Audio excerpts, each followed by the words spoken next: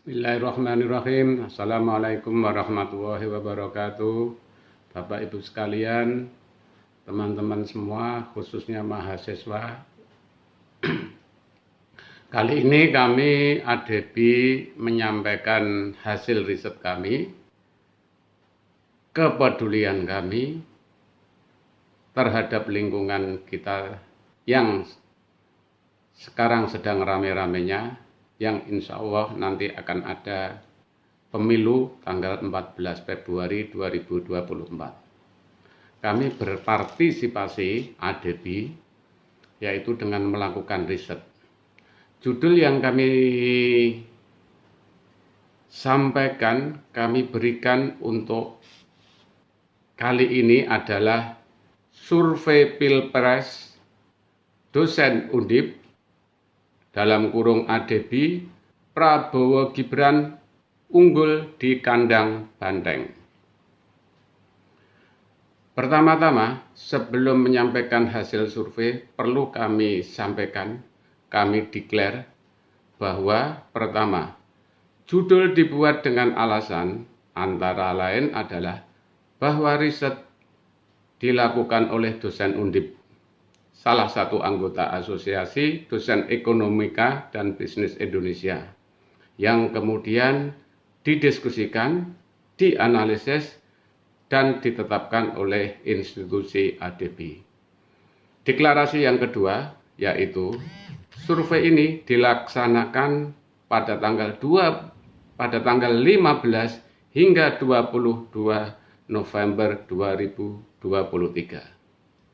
Adapun jumlah responden untuk survei ini terbatas dengan sejumlah 147. Berikutnya yang perlu kami sampaikan adalah tujuan kami melakukan survei.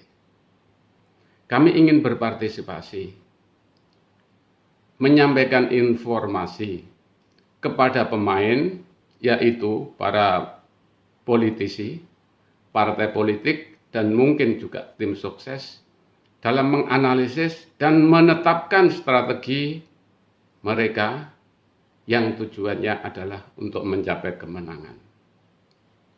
Berikutnya yang perlu juga kami sampaikan adalah asumsi-asumsi yang ada di dalam survei atau riset yang kami lakukan. Pertama, mengingat jumlah pemilih muda adalah sekitar 66% dari total pemilih, riset hanya difokuskan pada generasi berumur antara 18 hingga 23 tahun. Dan hasil survei kami, riset kami menunjukkan rata-rata umur responden adalah 20,48 tahun. 2. Perilaku penetapan keputusan mereka, responden yang kami teliti, bisa dikelompokkan menjadi 3 bagian, yaitu pertama, mereka yang menetapkan keputusannya di dalam memilih capres maupun cawapres ini, yaitu tergolong kelompok pembuat keputusan psikologis. Yang kedua adalah kelompok yang pembuatan keputusan, penetapan keputusannya, yaitu penetapan keputusan sosiologis, dalam kurung lingkungan akan sangat banyak mempengaruhinya. Yang ketiga, yaitu kelompok mereka berumur sekitar 22 hingga 23 tahun tersebut yang rasional, relatif rasional. Kenapa kami menyatakan ini relatif rasional? Karena begini, untuk rasional berarti harus ada 2 sisi yang harus kita perhatikan. Yang pertama yaitu si pembuat keputusan, apakah mereka bisa mengoptimalkan, memaksimalkan fungsi akalnya. Yang kedua adalah dari sisi informasi yang selengkap-lengkapnya untuk pembuatan keputusan.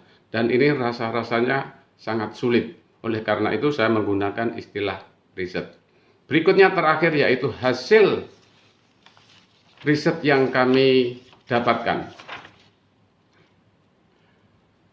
Secara nasional, kami mendapatkan bahwa Anies Imin itu memperoleh angka 6,12, Prabowo Gibran memperoleh angka 74,83%, Ganjar Mahfud memperoleh angka 12,93%.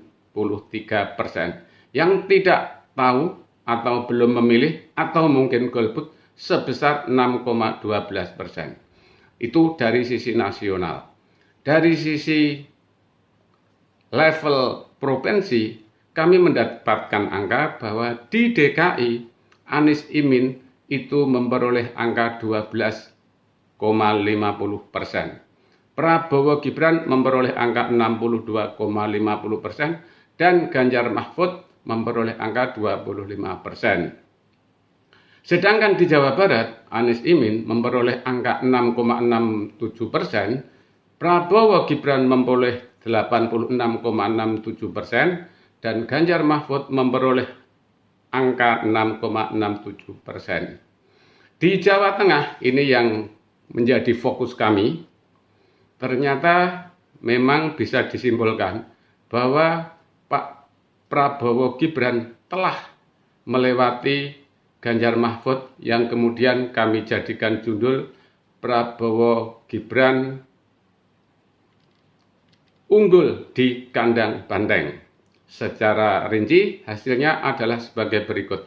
Anies Imin 4,11%, Prabowo Gibran memperoleh angka 75,34%, Ganjar Mahfud memperoleh angka 5,07%, dan yang tidak memilih atau tidak tahu atau yang masih ragu-ragu atau istilah biasanya orang menyebut swing voter atau dan lain sebagainya yaitu sebesar 5,48%. Sedangkan terakhir wilayah yang kami jadikan sorotan tingkat provinsi yaitu Jawa Timur. Anies Amin memperoleh angka 6,25%, Prabowo Gibran memperoleh angka 68,75%, Ganjar Mahfud memperoleh angka 18,75%, dan yang tidak tahu atau belum menentukan keputusannya atau masih ragu-ragu sebesar 6,25%. Demikian hasil penelitian kami yang sempat kami lakukan. Memang banyak keterbatasannya, namun demikian mudah-mudahan ada manfaatnya.